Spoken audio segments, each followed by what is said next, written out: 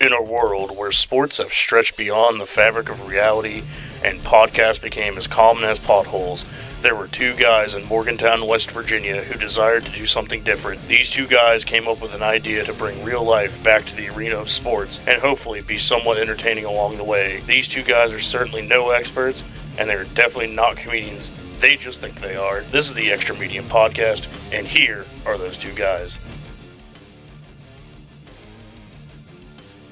And here we go. Welcome, everyone, to Season 2, Episode 9 of the Extra Medium Sports Podcast. We are just two plus-size guys living in an extra medium world.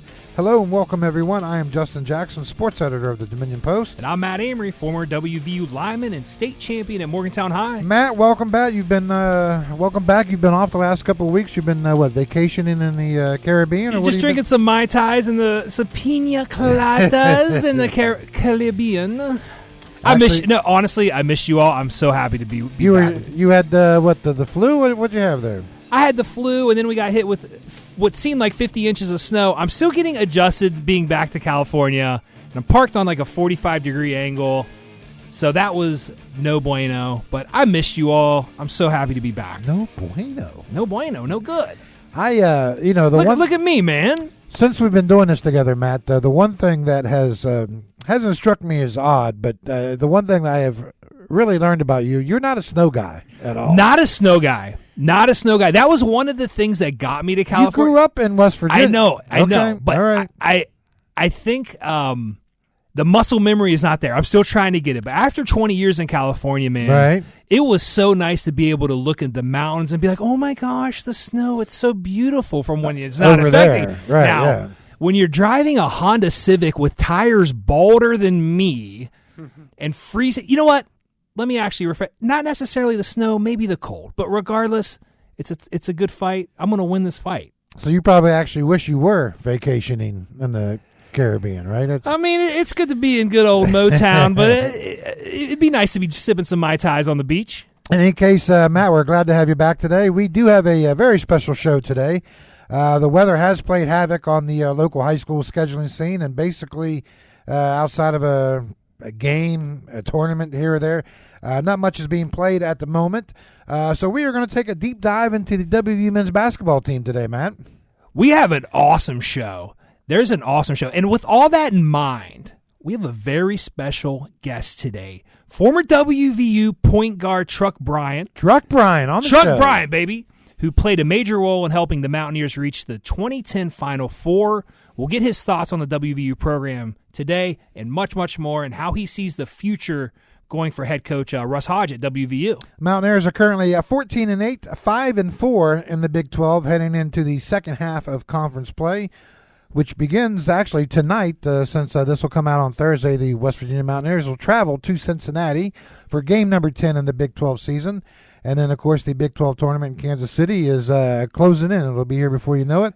Time flies when you're having fun, man. Before we get into all of that, we have to get through some of the technical stuff. Matt, who sponsors our little show? Well, I'm glad you asked. The Extra Medium Sports Podcast is brought to you by the Hotel Morgan. Whether you're interested in hosting a sophisticated corporate retreat, a joyful baby shower, or a spectacular wedding reception, Hotel Morgan provides a backdrop steeped in nearly a century of Morgantown history, reimagined with boutique comfort and 1920s era charm. We take pride in making every event a memorable and stylish experience. And where can you find our podcast? I'm wondering. Well, I'm glad you asked that as well. You can always find a link to the Extra Medium Sports Podcast at www.dominionpost.com or find us on social media at Spotify and YouTube. It is now time to bring in the third member of our podcast crew. The legend! Michael Griffith of the Dominion Post. Before we get into the heavy details of the show, the Super Bowl will be just 4 days away. Ooh. Right? Let's go, baby. Hey, Let's can I tell you something I learned today? What you got? The legend is a New England Patriots Come on, fan, baby. diehard. Did you know that, Justin? I had no idea, but He said Drake May A season. Drake May enthusiast. Drake May enthusiast as well. It explains a lot, though. That was my That's fantasy football all, team man. this year, by the way. Seattle Seahawks facing the New England Patriots and Santa Clara, That's California. that's a little up north for me. I was going to say, Matt, you spent, obviously you talked about the time you spent in California. Did you ever make your way up to San Fran? I went up to San Francisco once. It was for business. It was just through the airport. I thought we had everything we needed in Los Angeles, but it turns out the north is really nice. I wish I would have done more, but I was like, I'm good here. The Bay? The Bay Area. Yeah. Well, the Bay Area, so I mean, you obviously have some knowledge of the San Francisco area, Yeah. right? What's it going to be like for, obviously this week going on with the Super Bowl week? It's going to be parties or what? I think it's going to be awesome. It's going to be a great time, great weather, and the Bay is just, it's unique in itself. Now, Santa Clara is farther out from the Bay. It's going to be a great time for both teams. Wherever it's at, we're talking Super Bowl season. Super Bowl. And I want you to know, I don't know if you knew this about me. I am a 49ers fan. Okay. So it's kind of bittersweet. And Heard that. definitely not a Patriots fan. Definitely not a Seahawks fan. Right. So, well, I don't know what we're going to see here. I don't know. But they will be playing the 49ers Stadium.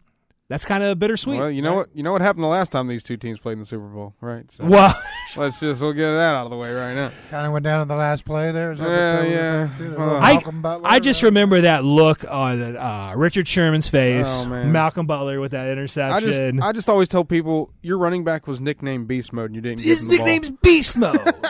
Like, what are we doing? I'm just here so I don't get fined. So, in the Super Bowl, the modern era, I kind of think of this as one of the games. I'm probably Michael. Now, obviously, Michael's not going to agree with it, but I don't know.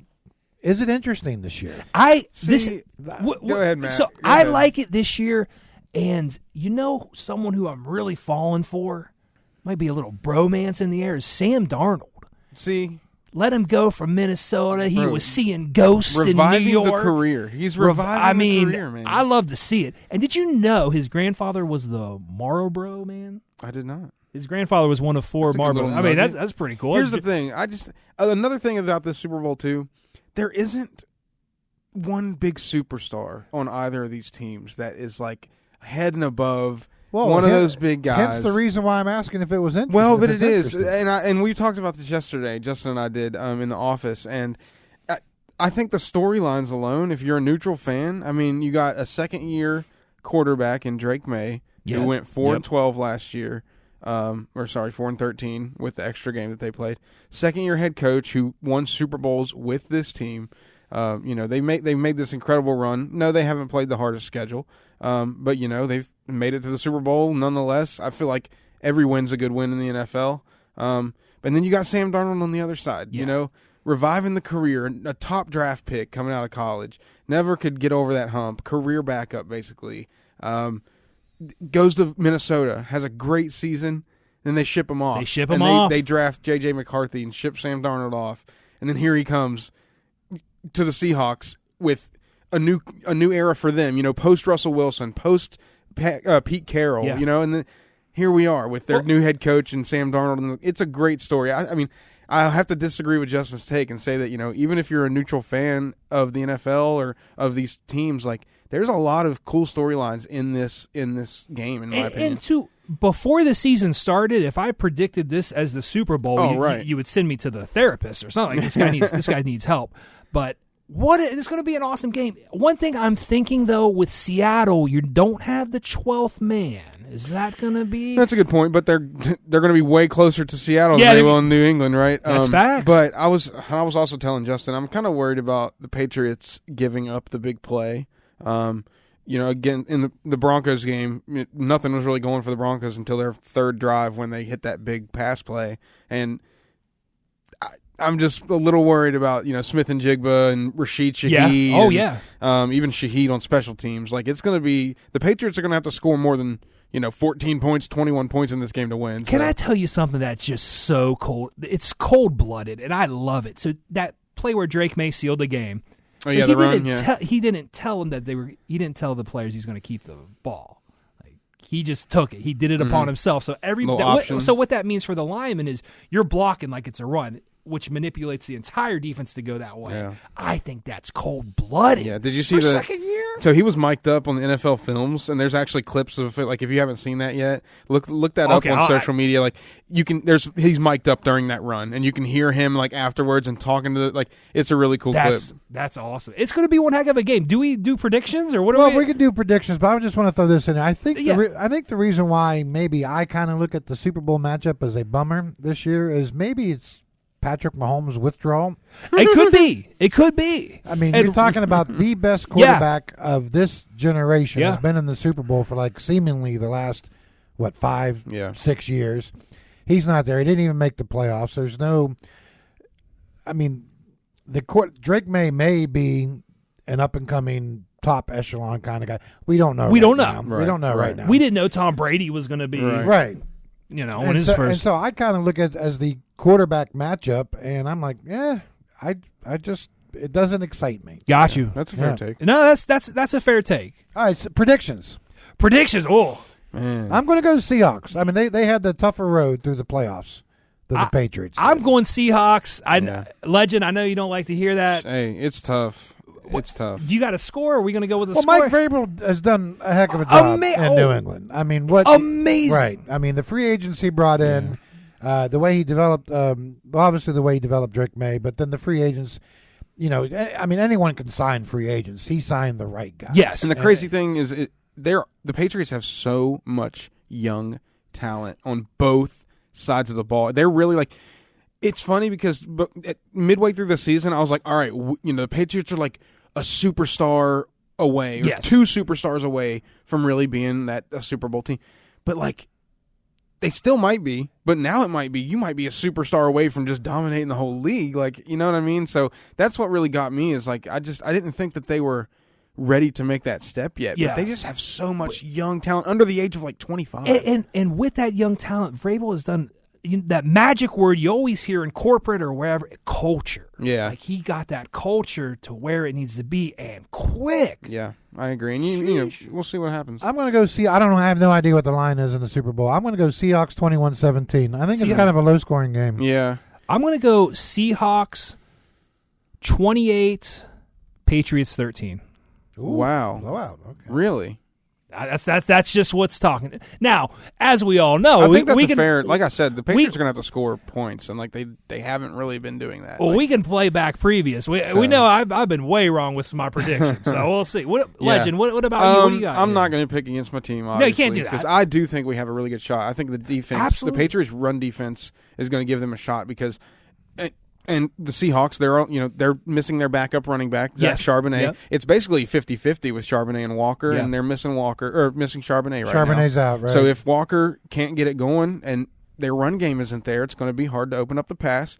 Patriots have some decent defensive players in the secondary. So, but like I told you, I'm afraid about the big play. Smith and Jigba, Shaheed, all those guys. So Man, can he I'm not gonna run go- some routes? What about Cooper Kupp? You worried about Cooper Kupp getting a big play? This is one of those games where a veteran player is going to pop. He's out. going to. See, Cooper Kupp's he threw that right back Cooper at Kupp's you. played in the Super Bowl. He's won a Super Bowl before, actually. Yeah. So we'll see what happens. Justin's not hearing any of that. Anyway, I'm gonna take New England. I like Justin's score. I'm gonna go New England 24, Seattle 21. I think field goal will get it done. Field goal, whichever team has the ball last, maybe is how I'm gonna go. All right, as we talked about at the beginning of the show, we are going to take a deep dive on the WVU men's basketball team right now. Coach Ross Hodge in his first season, and the Mountaineers, they fell against Baylor over the weekend on Saturday. They are now 14-8, 5-4, smack dab in the middle of the Big 12 season. Projects to a 10-8 record if you were to just double and do the math. They play Cincinnati tonight. Always a tough game. On the road. Fifth Third Arena in Cincinnati. Nice little arena. I've been there a couple times. And I've never been. Is it a place you got? It's a pretty cool place. They have the students sitting up above the basket on one end of the floor, and they can get at it. So if you're shooting a free throw, you're just seeing the students waving and acting. Oh, gosh. I can't even shoot a free throw without students. I'm shooting the 18th row. I'd like to get your guys' take. I mean, I've been covering this team all year. I'd like to get your guys' take on the basketball team. Before you guys blast away, though, I'm going to predict that the part of the conversation is going to be about West Virginia's offense. I did some research on this today and found some interesting things here. So West Virginia's offense ranks last in the Big 12, 16th in the Big 12 in scoring. They're averaging about 71 points a game. And I'm thinking from a historical standpoint, 71 points isn't actually that bad. No. Right. Not at all. Went back and took a look at it. So you go all the way back to 2017-2018 season to find another time when every Big 12 team averaged more than 70 points a game. Now, back then, of course, it was 10 teams really? That's in a the good league. number. And, Texas, Oklahoma. Yeah, was still yeah, in the yeah, Big yeah. 12. But that was the last time that every team in the league averaged at least 70 points a game. The other odd part I found out, we talk about 70 points, West Virginia averaging like 70, 71, and that's last in the Big 12 right now. You can go back historically, and I'll go back to the 2021 season when no one scored. And Kansas State was the lowest scoring team that particular year, and they were averaging 61 points a game. Wow. And Baylor, I believe, who went on to the national championship that year, was the only team who averaged more than 80 in the Big 12. So historically, 70s, pretty You're in good. good shape. Right. You're in good right. shape. You're in good shape. Now, this particular year, you've got 16 teams. Obviously, Texas and Oklahoma are off in the SEC now. You've got an explosion of offensive talent and individual talent with the potential draft picks with Darren Peterson at Kansas and A.J. DeBonsa at BYU and so on and so forth, the two freshmen at Arizona. You have basically 11 of the 16 teams in the Big 12 averaging 80 or more. Arizona's averaging 90. So from that kind of glance, is West Virginia's offense struggling, or do they just kind of pick a bad year to be average? Did in you the Big say 12? the Kansas State, when you said they were averaging 61, you said that was like 21, right? 2017. 2017. Okay. Yeah. Okay. No one scored back then. Another thing that may play into this and could kind of skew that stat is a couple of the game. Was it Iowa State? The WVU scored like 53 or 55. It was maybe a couple games. Just Baylor. They just scored 53. Yeah. So they haven't scored 60 in their last three. West Virginia. Yeah. So my take on it is I think we missed up the dates. So you said 2017, 2018, every team averaged over 70. And so everybody was scoring. 2017, 2018, every team averaged more than 70. Yeah. And then in the Kansas Big 12. State, when was Kansas State averaging 61? That was the 2020-21 year. Okay, so here's my take on it. So 2020 and 2021, that is like right when the transfer portal started, right? Everybody started transferring, right around that. Off COVID at that point. Everybody's coming off COVID.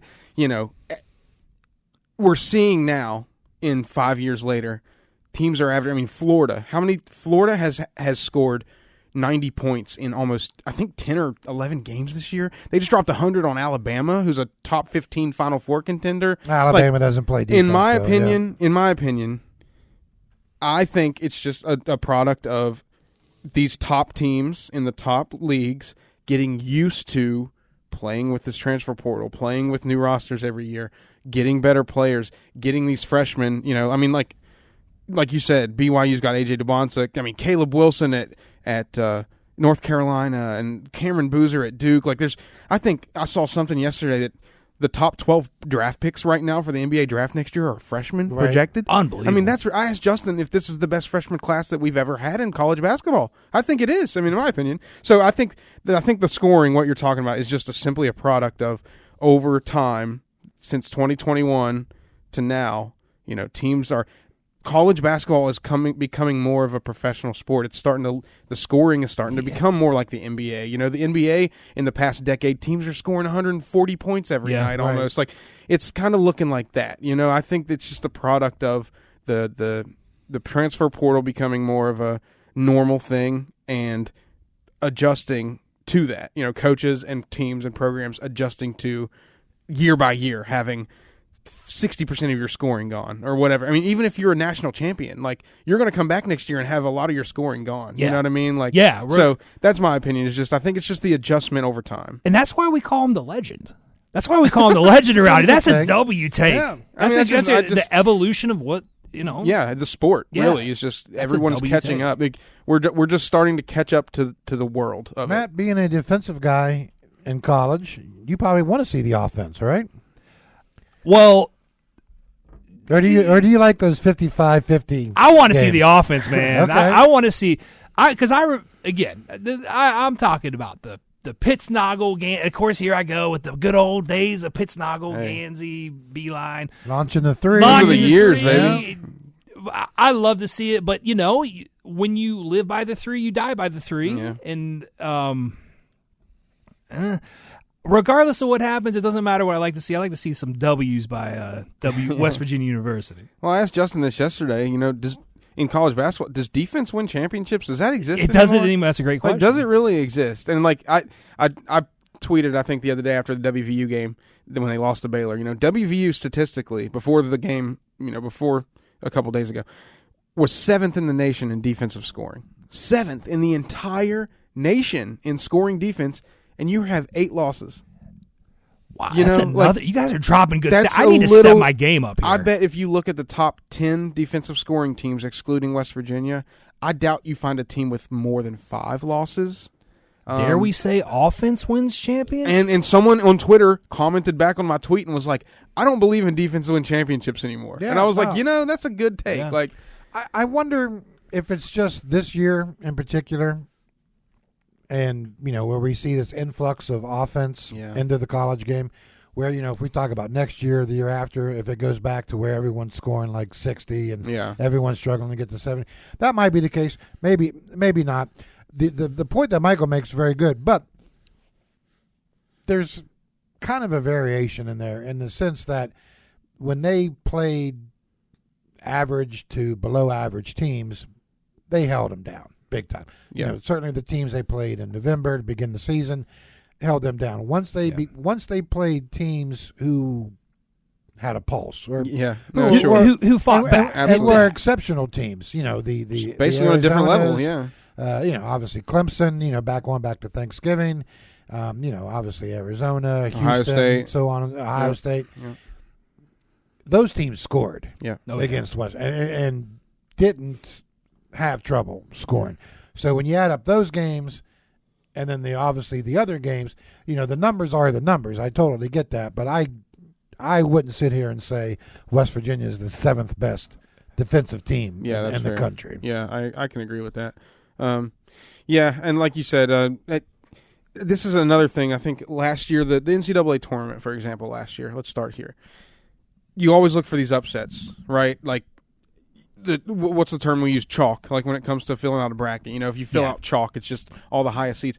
Last year's NCAA tournament was very, very chalky, if you remember. I don't know if you guys are big bracket guys. I'm a big bracket guy. I do one bracket every year. Only one bracket. Oh, you a bracket of integrity? I'm a bracket of integrity. We're gonna have to have a show I'm an enthusiast of the one bracket. I will I will die on that hill. Anyway, that's what you're going to see going forward. I think in the future, the NCAA tournament, we're going to see less and less upsets. These teams that don't have those players every single year. In my opinion, to win a national championship nowadays, you have to have at least one NBA player on your roster. If you don't have a draft pick on your roster, you're not going to have a chance of even getting to the Final Four, in my opinion. That's the nature of college basketball. That's kind of how I'm describing it. Is like seeing the NCAA tournament kind of get away from all these upsets and all these higher seeds winning. You still have a few. You had who last year was it? Gosh, they were slipping my mind. They went viral with the kid with the boombox. I can't remember. Oh, was it Morehead State? I can't remember who it was. I think it was like more. Yeah. But anyway, you'll have an upset here or there, but you're not going to see those double-digit seeds winning those games. So, anymore. do you think that has to do with the transfer portal? Absolutely. Guys leaving, and NIL? You remember Butler money. back in the day? Well, the guys are leaving those smaller schools. Exactly. Going to the bigger schools. Exactly. Right.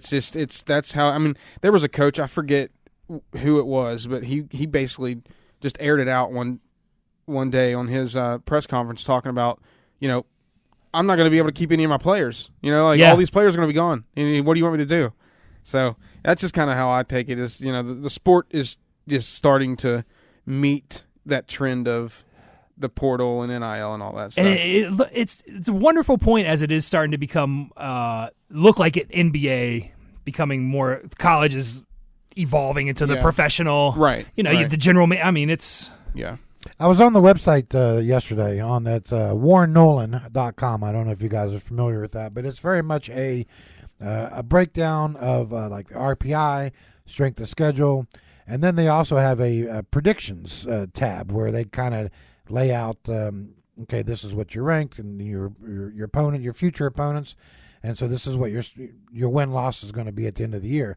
They, according to the website, West Virginia is only going to win one more game the rest of the season during the regular season. You know how I feel about those when they I say know, it. You right. know those. Did you just rage bait me? Hey, those.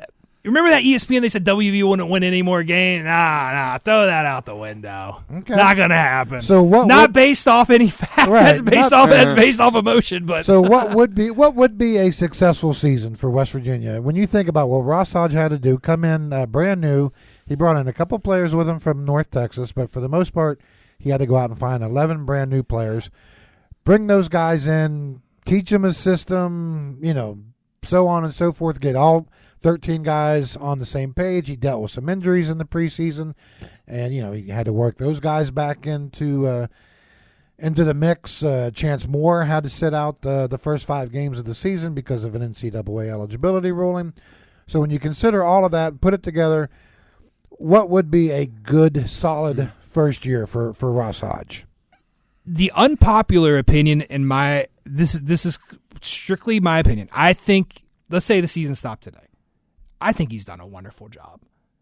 There's a lot of variables, a lot of things going on. Mm-hmm. He's held his own. He's had some big wins, also some big losses. Sure. But it's been up and down. I think that's what we kind of expected, just as long as we're not getting rolled. I mean, if the season continues as is, and it's kind of mid, we have a decent run in the conference championship, I have to say it's a success. It's something to build on. Mm-hmm. It's something to build on because obviously he's done a lot with so many moving variables. I think what Hodge is doing, his style of play, I think will eventually work in the Big 12. I think he's just got to start to get a higher, I don't want to say a higher echelon, a higher level of skill sets. Yeah, from the players. I think this first year in the Big 12 is going to be a very much an eye-opening experience for Coach Hodge, and he's going to know exactly what he needs now to not only improve but to compete in the Big 12. You got to have a better big man. Yeah, someone who can give you that tough back to the absolutely back to the basket and produce and block some shots. I like his guard play. I mean, what he's done with the guards this year. Honor Huff and Jasper Floyd's a very solid point guard. Mir Jenkins is a very good point guard coming off the bench. I like what he does with his guard play, and I think his offense will be fine. I don't think it's ever going to be that explosive offense like you see at Arizona. But I think it's going to be good enough eventually once you get a better skill set of players in. I think it's going to be fine eventually. And I think WV, kind of like you said, Matt, I think once you kind of build this year, it kind of gives you that foundation for what's to come. Yeah, I mean, you also have a program and a fan base who haven't had a head coach repeat in 4 years. Yeah, I mean, so it's almost hard to kind of say what a successful season would be for him. You know what I mean? Because well said. Yeah, we haven't had longevity for 4 years. Like, you look at like programs like Kansas and all these other. I mean, they've had in the NFL, the Pittsburgh Steelers having 4 head coaches in the last 100 years or whatever. Yeah. Like.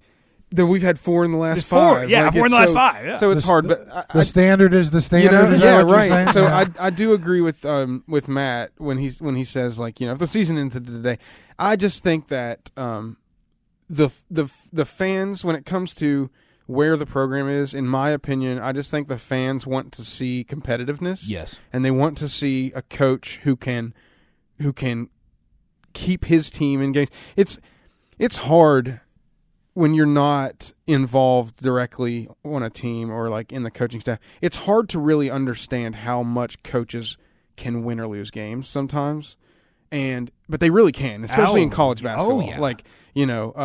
So I think that he just needs to continue to show that he can be competitive, and that the Big 12 is, for the past 8 out of 10 years, has been considered the best conference in college basketball. Every year, the best conference in college basketball. The Big 12's heading.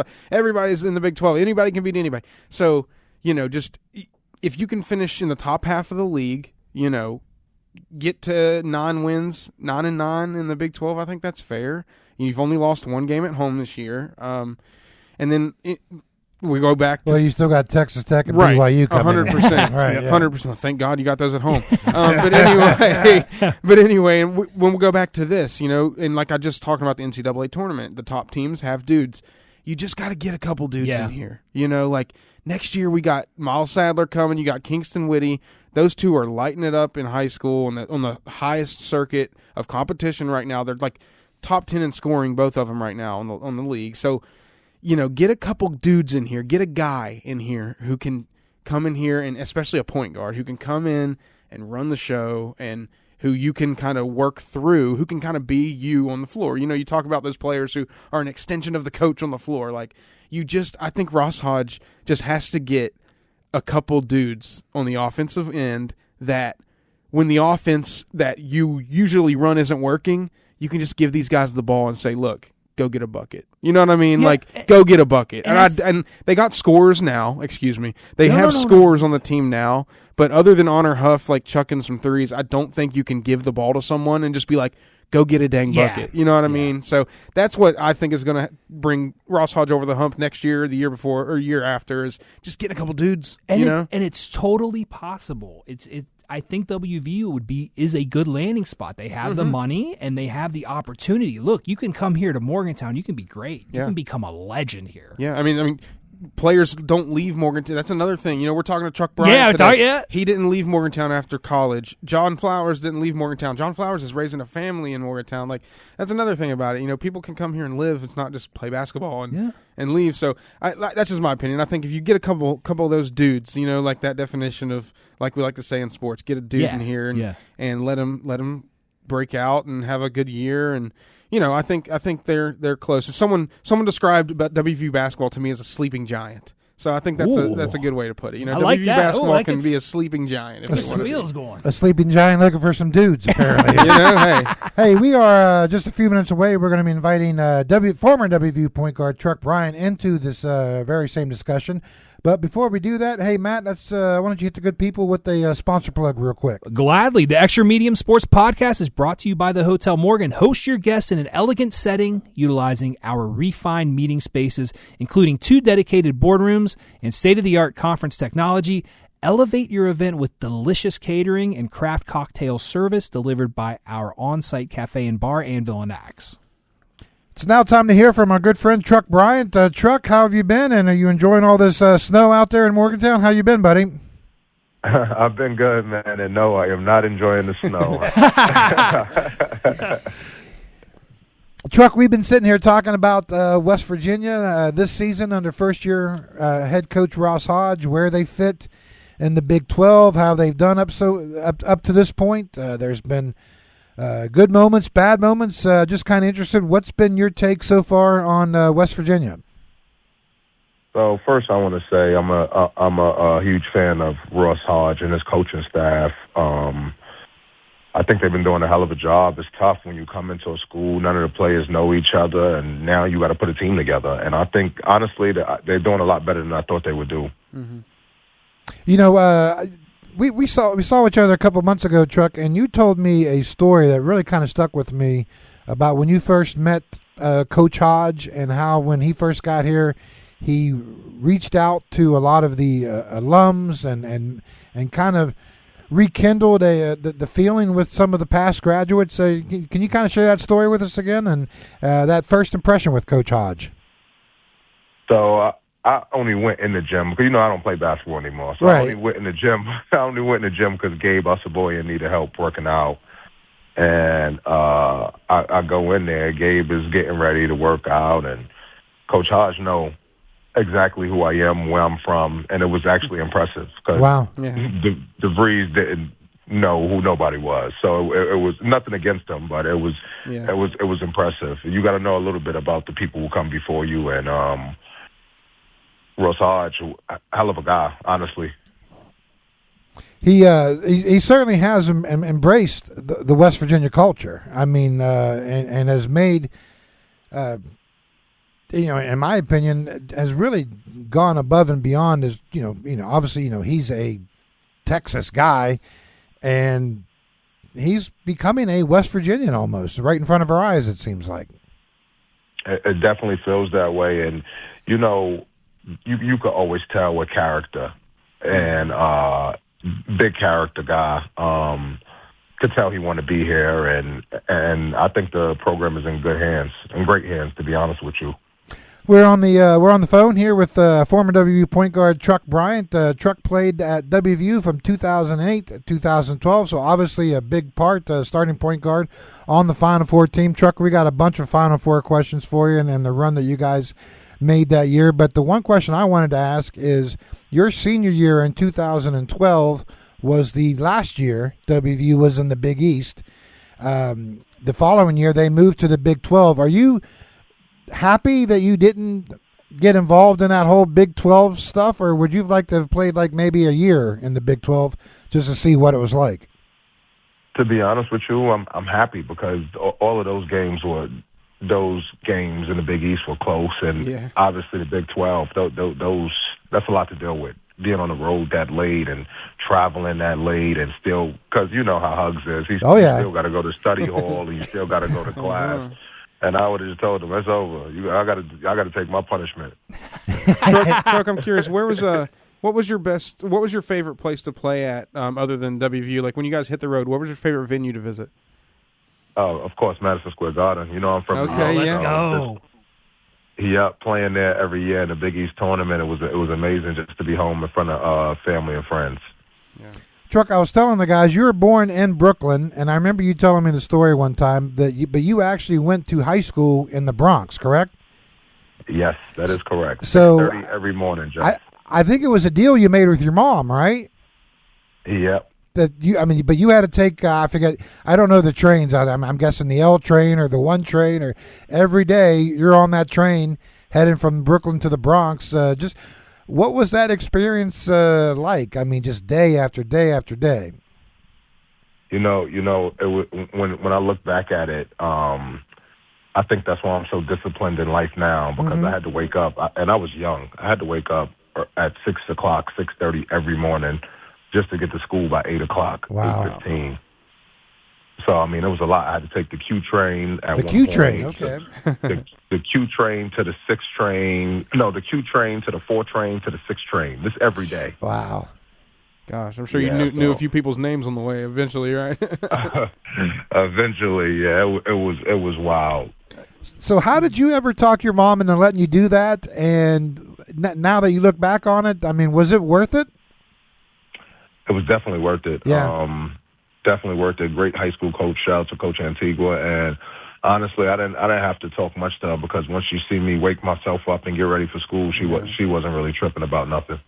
Yeah, Coach, Truck, we're talking about New York. Obviously, grew up in New York, born and went to school there. And one thing I was talking to Justin about this morning is you always hear like people in basketball talk about, New York guards. These guards from New York. This kid's from New York. This guard's from New York. And you are a guard from New York. So just I want to get to the source, man, because what is your definition of the New York guard, and just why did that term, or why did that persona really catch on when you think of the world of basketball? What is it about the New York guard that everybody is so fascinated with? Well, besides us not having big men in New York, I mean, we don't have that many big men in New York. But honestly, that's what New York is known for. Their guards, gritty guards, or crossover, flashy guards. And when you think about it, just a bunch of guards that could play basketball, and a bunch of played at a high level. So it's been amazing to be a part of that. And I guess moving forward in my career, I just look at the younger guys from New York. Like, we have one from Brooklyn now, just became a McDonald's All-American. Okay. He's going to Duke next year. Deron Ripley, something like that. Mm-hmm. So I pay attention still sometimes. Who are a few of the of the older guards that from New York? Do you have any guys that you modeled your game around, or that you watched growing up that are from the area specifically? Obviously, Sebastian Telfair was a big one for me. Rod Strickland, Stephon Marbury, but to be honest with you, my favorite guards were on my team. Kemba Walker, Jordan Theodore, and Chris Fouch. So my favorite guards was on my team. Oh, so you knew Kemba Walker before UConn days, huh? Yeah, we played AAU together. Okay. Wow, man, that must have been something else. Not a bad AAU team, right? Not a bad squad at all. I think it's hilarious because my AAU team, we started 4 guards, and it was me, Kimball Walker, Chris Fouch, and Jordan Theodore, and it's funny because those are my 3 favorite guards. God, that other coach just be slamming the clipboard all game. I can tell. What you guys did? You guys just press back then, or what'd you guys do? We pressed the whole game. Oh man, yeah, you gotta get the ball past half court. Truck, I was looking up. I was typing up the notes for the podcast today. I was typing up your numbers here. In college at WVU, 1,590 points, 388 assists, and this is the part I didn't remember: 197 3-pointers. You were a heck of a 3-point shooter back in the day. That's funny because just why don't I remember that? I don't remember it either. I just know once I touched it, I was shooting it. I knew that part. But it's funny that you say that though, just because I was talking to Huggins. This had to be like a year ago. Obviously, I was just at his house, but I'm talking about this had to be a year ago. He was like, you got Hall of Fame numbers, right? You definitely need to be in the Hall of Fame. And I said, it's funny, Coach, because I never really looked at that until I saw a video of myself, and I was 15th in scoring or 14th at the time. I think that's before Javon Carter came, but 15 in scoring, top 10 in assists, and I was like 3 in free throws made. So I was like, damn, he right. He's shooting threes and getting to the line. Right. Truck is on the all-time school point, on an all-time WVU 3-point shooting list. Truck is 7th all-time for the career in three-pointers made. And I didn't remember that, Matt. Some good names on that list. To be honest with you, I didn't know that until you just told me that. Yeah. Obviously, when you talk about this WVU team, Honor Huff, another Brooklyn guy. Yes, sir. He is exciting to watch as a 3-point shooter. Coming from your 3-point shooting experience, what do you see when you look at the Honor's game and the way he shoots those threes? I think it amazes me how quick he gets a shot off. I think mine was probably more set shots because obviously I had a hell of a team around me, but with how fast he get his shot up and the difficulties that like the shots he make are very tough shots. So it's just amazing to see. Truck, there's one actually kind of going off this Honor Huff 3-point shooting thing here because I'm interested in your take in that you were part of a college basketball era where, guys kind of transferred here and there, but obviously not what we see today in the portal. For the most part, guys stayed in college for 4 years unless they went, left early for the pros. Honor Huff is going to be here at WVU for 1 season. He's going to play, 32, 33 games, give or take, and then he's going to be moving on. When we talk about WVU's best 3-point shooters, best all-time 3-point shooters, obviously a guy like Kevin Pittsdoggle comes to mind, Pat Beeline, Mm-hmm. Those are guys who stayed 4 years. Where would Honor Huff kind of fit into that conversation, having only been here 1 year? Well, just that's a good question, and the good part is that these guys don't stay at a university long enough, so I'm not worried about nobody breaking my record. No, but seriously, he probably would be at the top with the Frank Youngs and the Alex Rolfs and Kevin Pittsnoggles for sure. He's doing this in 1 season. I couldn't imagine him doing it for 3 more years at West Virginia. Do you think college basketball or college athletics in general, do you think the portal excitement, or does it ever settle down, or is this is the way it's going to be for forever? I'm gonna be real with you, Justin. I don't like it. I think it's a shit. I think it's a shit show. I think it's a circus. I think they need to get it under control because, and then again, what are you teaching a kid? Just to leave a place when the place get hard, you get in the transfer portal. Yeah. No, that's not how life works. So I don't really. Now it's a flip side to that. I'm happy the kids are getting paid and everything, but I think they need to get this under control. It shows no loyalty. This teaches you nothing about life. Yeah, because now it's not just kids leaving colleges. You got people coming back that signed professional contracts that were in draft. Like you got all these players coming back middle of the season. I mean, we're midway through the conference schedule, and Alabama and all these teams are getting players on their roster that were drafted, and like it's crazy to see. Like, and that's one thing I kind of wanted to ask you about was just like, when you look at the NIL, obviously you said you're happy for these guys are getting paid and all that, but like, man, you got to be thinking about what you could have been having back in the day if this would have been something that you guys could have gotten from, right? When I think about this and I see this kid averages 8 points and he's getting $500,000, and then I see a big man and I played with one of the best ever at West Virginia and Kevin Jones, and I think about like, damn, KJ averaged 20 and 10, and I averaged 17, and these kids average 8 or 9, and they getting $500,000 to $1 million. I said I couldn't even imagine. Yeah, it's crazy. Chuck, I got to ask. I love the nickname. How did you get it? How did you get the nickname Truck? That's funny. I was in New York when I was young. I'm probably like 8 or 9, and I'm running people over on the court getting N1. I love it, bro. Love it. And they start calling me Truck, and the name just stuck with me ever since. I love it, man. Wow. Well, hey, speaking of that, when you played, the teams were so physical at West Virginia. Is there anything you could say that would surprise the fans about how you all practiced and played under Huggy? Well, I can tell you one thing. If Hugs didn't like how we practiced for 3 hours, we come back and do another 3 hours. Which is probably against the rules. Yeah. But, there are no rules anymore, brother. You know that. Yeah, he's done now, so it don't matter. But honestly, we practice every day was 2 hours of defense and 1 hour of offense. And some of the games you could tell because we couldn't score. But I can tell you one thing. Everybody knew we was going to play defense.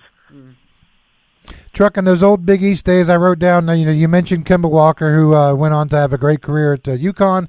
I also wrote down Jimmy Butler of Marquette, Johnny Flynn of Syracuse. I'm wondering the best guard you might remember going up against in those old Big East days. Those are the three I came up with.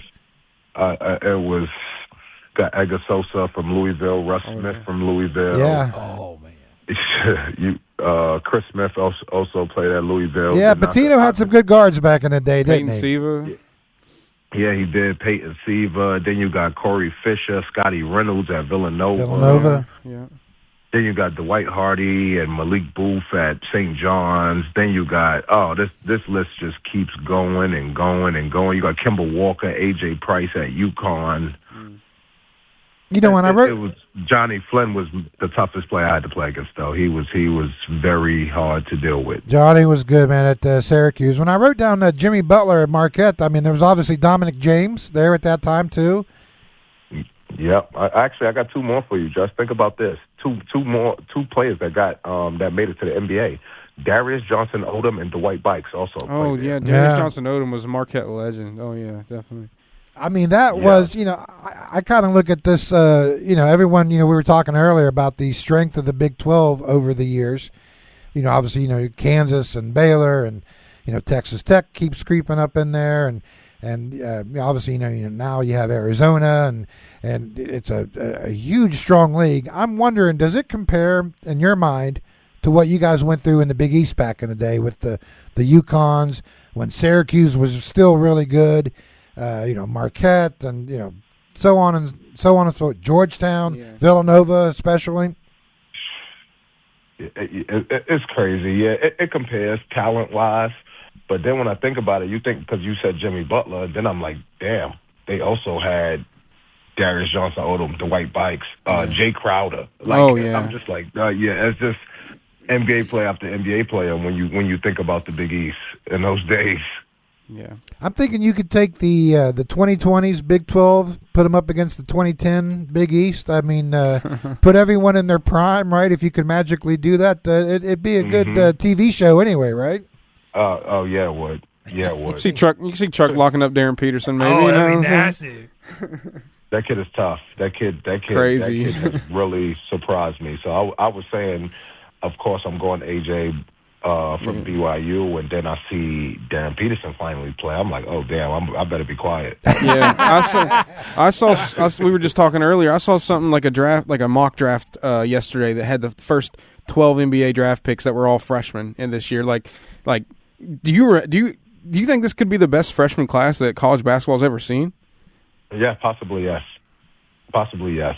I mean, you got to think about it. Darren Peterson is as good as it gets, and then you think about AJ being first or second, either one of them. It don't matter which one you take. If I'm NBA, I'm going AJ because he can do everything that Darren Peterson can do, and he's 6'9". You know what I mean? But then again, the kid from BYU from Kansas, the kid from Kansas is so polished. Yeah. And it's like he's ready right now. Looks like a pro. Yeah, I agree. Yeah. Coach, crazy. Truck, after your years at WVU, you played in a number of leagues professionally overseas, and since then, I mean, you've come back and made yourself quite a this big time businessman in Morgantown now. What was it that kind of brought you back to Morgantown? And I have some other questions here for you, but I know you've worked very hard to stay here and grow and develop your roots here in Morgantown. Amazing people here, to be honest with you. I got tired of the New York lifestyle. Everybody's at 100 miles per hour, and this has became home for me. And obviously, I got a cleaning business, own a bunch of houses now. I'm big into real estate. So just to be honest with you, just having guys on my side, like the owner of Tropics, the owner of the GOAT, my friend Ray, who's big into real estate, and just having genuine people around that actually wants to help you. So it's been an amazing journey so far, and to be honest, I'm just getting started in the business. Played basketball my whole life, so only thing I know is hard work. So just right back to the drawing board. I know you've helped out some high school kids in the area too, right? I know you had some connections with Sharon Young for Morgantown High, who is now playing pretty well at Akron. Kind of talk about that story a little bit. So his mom is my daughter's godmother, and I've known him since probably he was 8 years old. It's crazy. He just turned 20. Right, yeah. Years go by fast, don't they, my man? I'm like, oh, man, I know I'm getting old. So I had him at a young age. It's just good to see him play well in school, and I actually just went to his game last weekend just for his birthday. So it's been a good process. Were you able to? How early? Like, you always say like you're able to see a kid and say this guy's got it. Like this kid's got it. How early was it that you were able to really tell? Like, all right, Sharon can really be like a D1 talent player. Like, how early was it able to see that in him? I saw that probably when he was. I want to say like 15, because at some point you start seeing the talent, but then you see somebody's heart, and you're like, damn, you can't teach that. You can't teach heart. You're born with that. Yeah. I always tell people that if you look up the definition of winner in the dictionary, you're going to see a picture of Sharon, because that kid's just a winner. He just wins every level. Yeah, really. Hey, Truck, question for you. If today's WVU players could ask you how to earn respect in Morgantown, what would you say to them? How would you advise them? Don't burn bridges and be a good person. I think that's something that people forget nowadays. Bro, just be a good person. Absolutely. You don't have to like somebody to say hi to them. Just be a good person, bro. Like that's it. And that's what I preach. Just be a good person, because that's how I've got everything I accomplish in life, is by working hard and being a good person. All right, Chuck, you ready for some Final Four questions? Yes, sir. Obviously, that's the most unfortunate part of your journey, right? I mean, the second round of the tournament that year against Missouri, I believe, you fractured your foot or broke a bone in the foot. And so you didn't get to go on the rest of the tournament that year. That had to have just been, just the worst moment, right? Not being such a big part of that team, but not being able to finish the journey. It's crazy. It's crazy because when I think about it, I'm like, damn, I led my team this far. We don't win a Big East championship, right, this, that, and the other, and getting ready for the tournament. But during the tournament, I start feeling my foot bother me, and I'm like, something wrong. So I switch sneakers, and okay, nothing. All right, I'm good. So the next game I play, the game after that I play, and then we practice the next day. I'm like, damn, my foot feels funny. This was a non-contact injury too. Right. Somebody took a shot. I took a step back, and my foot just popped. Wow. And of course, Hugs is like, "Get your ass up!" And I'm like, "No, bro, I really can't move. I'm not even joking right now." Obviously, he came to apologize and everything once he found out what happened. But it was kind of funny when it happened. He cursing me out because I'm sitting on the floor and I can't move. And I'm like, "No, I really can't move, bro. I'm not even joking." You know what a lot of people might not know is that you were actually very close at playing in the Final Four, right? With Doc and the different shoes and things, casts and things that they were trying to work with. I mean, you were actually pretty close at playing in the Final Four games, right? I was super close. I felt like a superstar. I was flying on private jets to go get stuff made for my foot. I was like, "Oh, who am I?"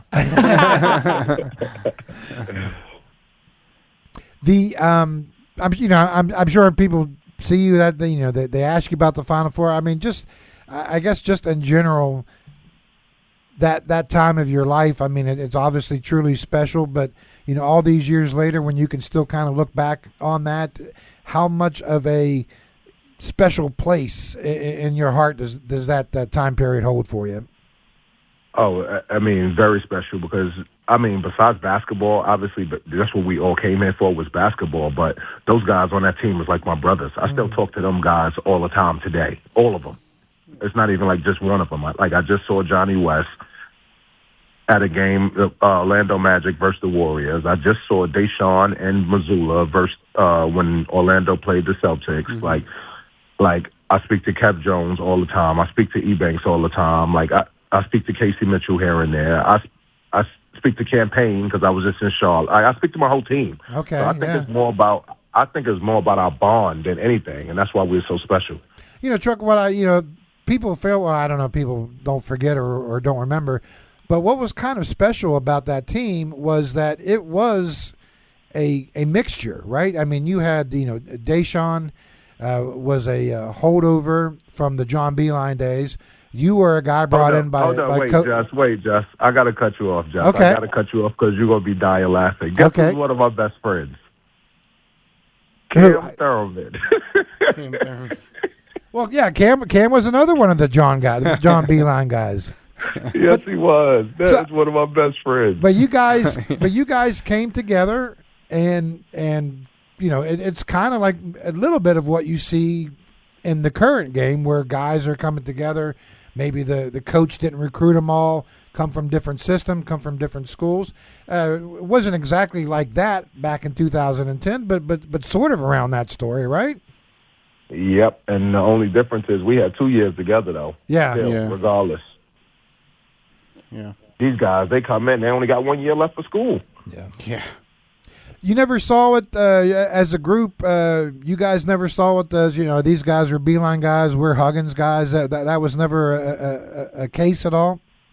Never an issue. It was like, damn, that's my teammate, and so we gotta make the best of this. But now that I think about it, Jess, I'm happy you brought that up because I guess it's kind of not an excuse because when we came in, it was Beilein guys, and we was Hug's first recruiting class. We still made the NCAA tournament. Yeah. No, that first year that was in Minneapolis, man. Remember how brutally cold that was? It was the coldest I've ever been in my life. Up in the Metrodome, right? I believe that's where the tournament was that year. Yeah, I remember we played Dayton.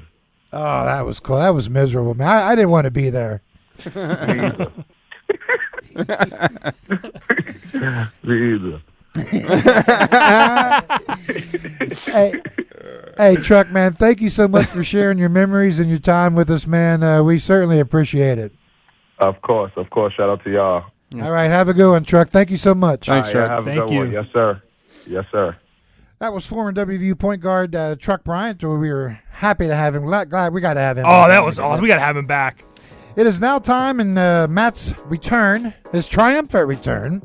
I love it. It's time for our favorite segment. We call it What Caught Matt's Eye. Matt's Eye, Matt's Eye. Oh, it's the return of Matt's Eye. All right, from NCAA.org, January 23rd, 2026, Division I Cabinet approves commercial patches for uniforms, equipment, and apparel. This goes into effect August 1st, 2026. So next football season. Next football season. So teams are permitted up to 2 additional commercial logos on their uniforms and apparel, and 1 additional commercial logo on their uniforms for the conference championship. And also they want to get this into the NCAA championships. I don't know how that's going to work with all the sponsors, but blah, blah, blah. That's not my problem. And why are we doing this? This is obvious, and enough lawyer talk. This isn't what caught my eye. This is obvious. I was going to say, what part? This hasn't caught my eye. This is just, this is to increase the finances. What caught my eye is the speculation on who will WVU use for their commercial patches. And should we guess? So if you're Ren Baker, you got one in mind? Well, I mean, here, I don't know. What are we thinking? Like, well, I'm thinking if we were to go back to the old WVU so let's go back to the old WVU. If we were to go back to the old WVU days from a basketball standpoint, when Coach Huggins was running the sidelines, I think you definitely most would have had a little general. Oh, yeah, you got to have a little general. You got to have a little general patch on the uniforms. But let me ask you this. Not even who is this a slippery slope by the NCAA? So like eventually the college. Oh, everything's a slippery slope by the NCAA. We're starting. Yeah, well said. So we got 2. We're starting with 2. Now, can you imagine your quarterback out there with more than 2 patches? This guy's out here throwing dots to the best players, looking like a PowerPoint slide or like a NASCAR. Or who knows, we're going to bring out the WVU Mountaineers. Let's bring on the Bud Light, Chick-fil-A, Crypto.com, Sheets, Dollar Tree Mountaineers. However, there is one thing. I have a recommendation. Ren, Mr. Baker, you can call me if you want. I think there's 2 we got to get on there. Okay. Somehow. May I share this? Sure, absolutely. Okay, there's 2 things I love in Morgantown. One is a good old Jean's Beer Garden. And number 2, let's get a Tudor's Biscuit World on there, brother. Let's get a Tudor's Biscuit World, man. I went to Tudor's the other day, and like they had a water line broke or something like that, so they were shut down. I was never more disappointed. Oh, that's sad. That brings a tear to my eye. Biscuits and gravy from Tudor's, man. Forget about it. Yeah. No, but so you're saying like on your quarterback, right? On one shoulder you got Tudor's biscuits, and on the other side Jean's Beer Garden. But like, is it one day, if I end up having kids, am I going to have to explain to my son or daughter why my beloved old gold and blue with that beautiful flying WVU says Bob's Auto Body and Free Car Wash on it, on the helmet? I mean, I hope that's not the case. For obvious reasons, we know why it's being done. But this is going to look like NASCAR drivers. Actually, that is interesting. I like that idea because I'm thinking back in the day, and still some schools do with the helmet stickers. Yes. Right. Yes.